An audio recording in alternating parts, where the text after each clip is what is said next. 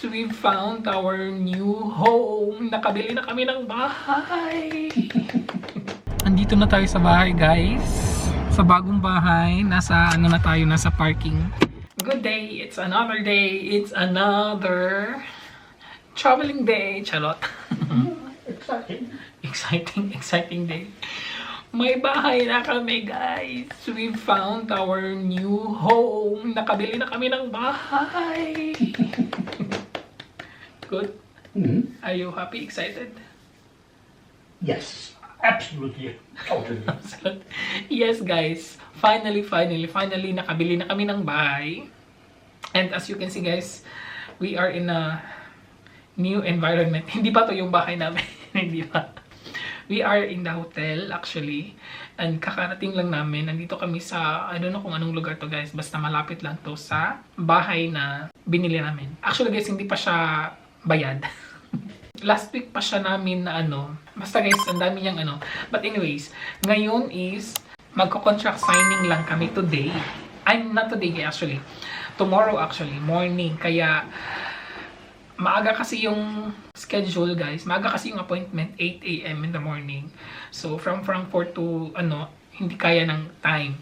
So kaya nag-overnight kami today here in the hotel para the next day early kami makapag doon sa notary office.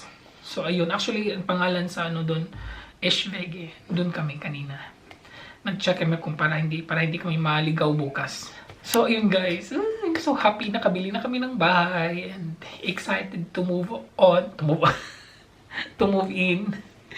And it will be like first week of January, guys, because tomorrow is for the contract signing, as I've said, and the next week is yun na, bayaran na. We have to pay.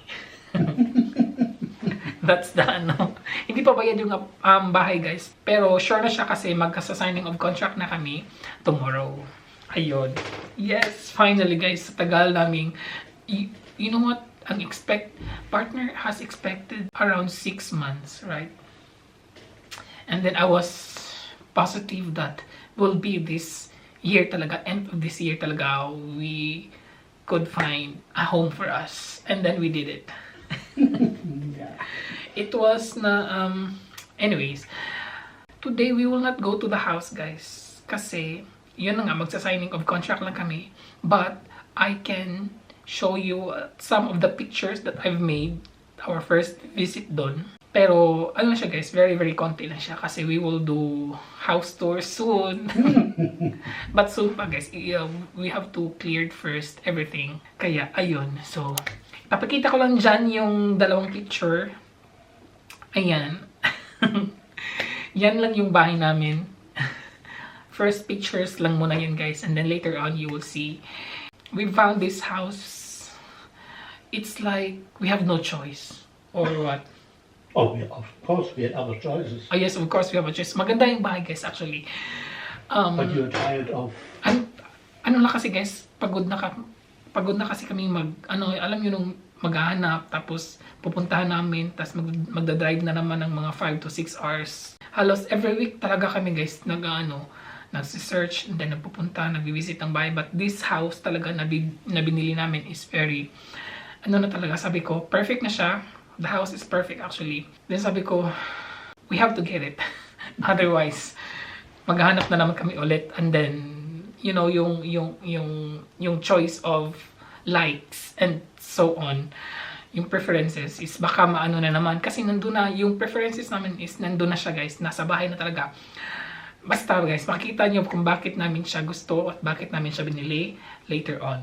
Yeah, ayun na nga. So, sabi ko, kukunin na talaga namin. And before that week pala, guys, di ba sabi ko the other day na meron na lang kaming little bit of signal na hinihintay para makuha namin yung bahay. Kasi yung may-ari, guys, is pinabitin pa talaga kami, pinaghintay pa talaga kami na mag-yes siya sa amin.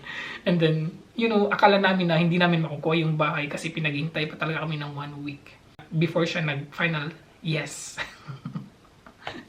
So, medyo na-irita si partner nun. But anyways, ayun ang ako din. Kaya sabi ko, yeah. Hopefully, mag-yes siya. And then, yun na nga, guys. Nag-yes siya. We waited for 1 week. Right? That the owner will say yes. Oh, yeah. 1 week siya namin hinintay. But anyways, we're so happy because we've got it. Konting ano lang siya guys, konting info lang about sa maliit lang siya na city. Very, very maliit na city. Kaya dito kami nag-overnight sa other city kasi walang hotel doon sa around guys. I think meron pero hindi lang kami doon. Kasi yung notary office is malayo sa bahay namin na binili. Kaya anyway, so yun, maliit lang siya guys. Although meron naman siyang malapit din na city pero maliit lang din siya. Wala siyang gaanong madaming stores. Ang meron lang doon is supermarkets. Yun, but at least okay lang siya kasi pwede siyang malakad. Malakad siya pwede pero malayo. Pwede siya mag-bike pag maganda yung panahon. Pero kung gusto madali, 5 minutes lang siya with a car. So anyways, kaya happy kami at excited kami. And we are so pagod. Actually guys, kakarating lang namin and it's already 4 p.m. or 5 p.m. 5 p.m. It's already 5 p.m. Galing lang kami doon sa Eschwegen na later on ipapakita ko kasi hindi ako nag-intro doon. Dito lang ako nag-intro guys kasi wala talaga akong planong mag-vlog kasi sabi ko later na lang ako mag-vlog kasi pagtapos na talaga lahat pero nung nagpunta kami sa Eschwege kasi nag-tour kami doon ng konti. Gusto kong makita siya kasi yung Eschwege guys, doon kami ang pinakamalaking city na malapit sa bahay namin. Doon mga once or twice a month kami pupunta doon kasi doon mag-grocery kasi nga mayroon ako doon nakitang dalawang Asia store. Di ba? Hindi siya same like Frankfurt but at least merong mga something na hopefully we will like it. So tomorrow morning yung appointment namin is 8 a.m. in the morning. So maaga kaming alis from here. And yun lang, contract signing and then afternoon balik na kami ng Frankfurt. But partner would like to go again sa bahay kasi yung sa bagong bahay kasi meron siyang titingnan doon but I don't know. But we will not go inside. Well, maybe we can go inside. You don't have the key. Yeah, but You will ask you will ask the makler. yeah, because he told us we can go there again. Aha, okay, that is good. Yeah. Pero again guys, I cannot show you maybe a little bit or not yet. Later. The vlog. Yeah, but Sige guys, para maano kayo, ipakita na lang muna natin. I don't know. Because we will meet tomorrow with the owner, right? Yeah. Yeah. So yun guys, magmi-meet kasi kami ng may-ari ng bahay bukas din. Ayun, excited. So, that's it. So after this guys, ipapakita natin kung saan kami galing kanina. Sa doon kami sa Eschwege. So yun, makikita niyo kung ano ang nasa city doon. So andito na tayo sa Eschwege guys. Ayan, doon lang kami nag-park. So ayan, ito yung shopping center nila. Ayan. Ito, so let's see guys kung gaano siya kalaki. Ang ganda no, it's the old style of the houses. And your face smiles up. Not sure. So guys, alam niyo na, dito kami pupunta maybe once a month. So ito na yung pinakamalapit na medyo malaki na area, city from sa bahay na yung sa bagong bahay namin. So actually guys, merong mas malapit doon pero hindi ganito kalaki. So ayan, ay parang walang Christmas market. Maganda naman siya guys, pero talaga siya, very old city. Ganyan yung mga itsura niya. Medyo may mga tao din naman. Ito, maganda siya guys. Yan. Hindi siya masyado malamig guys, pero giniginawa ko. I'm cold. Lieblingsgeschäft. Yan kasi yung favorite na guys. Pakita ko yung favorite store ni partner sa Frankfurt. Yan. C&A. Ito, maganda siya na shop. Dito, maganda siya. Oh, salamander. Okay, good. At least we know a little bit. Ay, there's an Asia store. So at least may Asia store guys. Isa. First, yan yung Asia store nila dito. Arabian. Yeah. Ang cute ng bahay na to. Oh. So guys, ayan na pala yung Christmas tree nila dito. So dito yung Christmas market nila. Yeah, mag-open pa lang sila kasi close pa yung iba. Yung may open na. Ayan guys. Maybe. Yeah. So ayun yung Christmas tree nila dito. Ang laki. So balik na tayo guys. We can turn back. Ah, there's more there. Close pa talaga sila guys. Ano kaya mga tinda-tinda nila dito? Kailan kaya sila mag-open? 9, most nicht. So ayun pala guys yung Christmas market nila na hindi natin alam kailan sila mag-open. Walang nakalagay signage eh. So ayun. Good morning everybody. We are ready guys. Nakapack na kami guys. Nakapack na lahat. And it's already 7:30 AM in the morning here. And hindi kami magbe-breakfast guys. Kagabi dito sa hotel nagpa-remind kami na hindi kami magbe-breakfast pero yung room namin is included with breakfast. Pero nagpapack kami ng breakfast kasi dadalhin lang namin. Buti naman na okay lang. So, kasi nga maaga yung appointment namin. So, mag-drive pa kami ng mga 20 minutes from here. So, alis na kami guys. Alis na kami guys. Medyo madilim pa. Yan yung hotel. Oh. Ang cute diba? Ang cute ng hotel guys. Hindi siya masyado malaki. Ang cute talaga asin. Today is the day. Mag-contract signing na kami guys. Dito na kami sa, yan. Diyan kami sa loob papasok. Meron pa kaming 10 minutes and then, ayun na. At natapos na kami guys. Signing of contract. Charot. Yes. Oh my God. May bahay na kami pero wala pa, hindi pa siya nabayaran guys. Next week pa ang bayaran. So ang turnover will be next month, right? Turnover of the house. Yeah. On the 8th. Yeah. 8th of January pa yung turnover ng bahay guys. Yes! May bahay na. But, and guys, ang bait ng kasi guys, ipapakita natin very short yung bahay. Very short lang guys ha, hindi pa kasi there will be a very formality at charot. So very short lang natin ipakita kasi guys, pupunta kami doon ulit. Meron kasi kami titingnan na mga sites doon na kung anong dapat gagawin. So kaya binigay sa amin yung key, di ba? Binigay sa amin. Pero pa siya, kukunin pa mamaya. Yeah, so pupunta tayo doon and titingnan natin kung, di ba? Alam niyo ba guys na habang nag-explain yung lawyer about the contract, nagtanong sa akin yung lawyer na naintindihan ko ba yung mga sinasabi niya. After na nasabi na lahat, sabi ko, hindi lahat. Pero hindi pala dapat yun sabihin kasi kailangan kong mag-sign. Kailangan ng sign ko. So, hindi ako dapat kung stricto lang talaga yung lawyer guys. Kasi sinabi ko na hindi ko masyado naintindihan. Kasi, hindi naman ako Deutsch. Tapos yung mga words na sinasabi niya is alam niyo yung mga very talaga, ang lalim talaga ng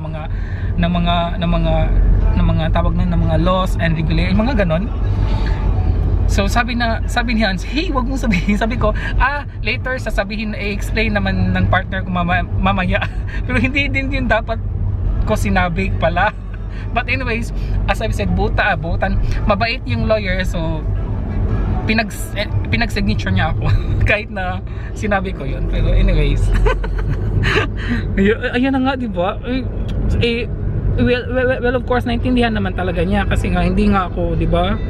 Deutsch, so hirap pa akong umintindi. But anyways, yun nga, mabait yung lawyer. Tas medyo ang tawag nun, joker little bit, ganun siya. Yeah, ayun, so nakita din namin, nandun din kanina yung may-ari ng bahay. So babae, mabait din naman siya, mabait siya. Yun na nga, excited. Malapit na tayo guys, kasi malapit lang to sa bahay namin. Excited na, may bahay na tayo. Pero guys, talaga siya guys, as I've said yesterday, diba, na itong bahay na to is na talaga, parang last choice na tama ba yung sabihin last choice? Kasi, di ba, hindi, no, kasi baka, di ba, hindi tayo masatisfied doon. Pero, maganda naman talaga yung bahay, guys. Maganda lang talaga yung bahay. Meron lang talaga siyang, na, sa location niya, ayun, ang location niya talaga is, hindi siya ideal. Ganun. Pero, ang bahay talaga, guys, is perfect. Perfect ang bahay. Pero, buti na lang kasi nga, may isang pinakamalapit na city doon na doon tayo mag-grocery. Yan ang, anyways, yeah. Explain na lang natin yan later on, di ba? Basta excited na kami and we are on the way to our house. Are you happy? Very happy? Happy daw siya, guys. Uy. Natatawa pa si partner, guys. Andito na tayo sa bahay, guys. Sa bagong bahay. Nasa parking. Ano na tayo, as in dito na talaga tayo, guys. And as I've said, guys, hindi ko siya ipapakita lahat, ha. Ipapakita ko lang siya kung bakit namin siya nagustuhan. Meron kasi ako nagustuhan dito, kaya gusto ko siya, guys. Kaya kinuha namin to. At yun ang ipapakita natin. 1, 2, 3, go! Du hast Autoschlüssel? Yeah. So ayan yung harap ng bahay, guys. Maganda naman siya, di ba? Maganda yung bahay. Yung sasakyan, guys, hindi amin yan. Nirentahan lang namin yan. Okay, dito na tayo sa loob, guys. You go inside.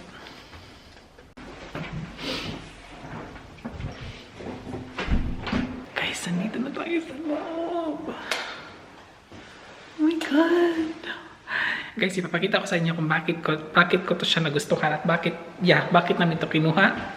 Dahil dyan, guys, kinuha namin to because of this kitchen. Kasi na siya, nandito na siya talaga. Di ba? Maganda siyang kitchen. Ang kitchen kasi, look at that. Ang color, guys, hindi siya ideal. But anyways, maganda naman siya. Actually, para siyang, hindi ko alam kung anong pangalan ng kulay nito. Para siyang green or something. Di ba? Ayan. Oh, ang ganda, di ba? Yes! Nakuha na namin! Maybe we can build so and then connect here draußen. Dann muss man die Wand kaputt machen, das mache ich so ungern. Die Außenwand, das ist nicht schön. Ja, weil das Geruch bleibt immer so drinnen. Ja. So, ayun lang, guys. Hindi ko siya, as I said, hindi ko siya ipapakita pa lahat talaga. Okay, sige na nga. Ayan na. Yan yung ating, na siya. Ang harap ko is the kitchen. Tapos yung likod is the living room. So, yan na muna, guys, ha. Kasi pupunta dito yung yung marker. Hindi yung may-ari. Yung marker lang pupunta dito. Kasi kukunin niya sa amin yung key after namin dito. Yeah, kasi, di ba? Excited.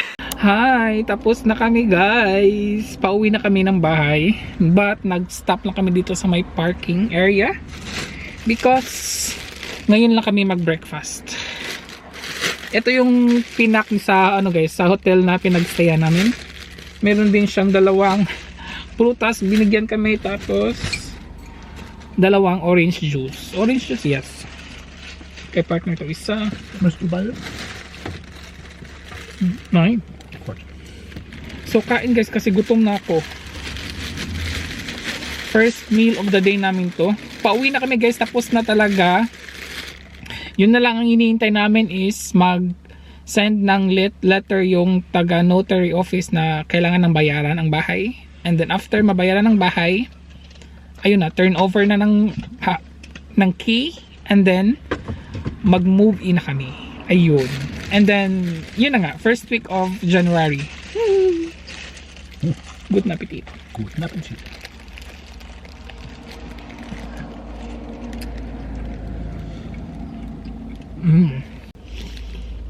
Nagutom ako.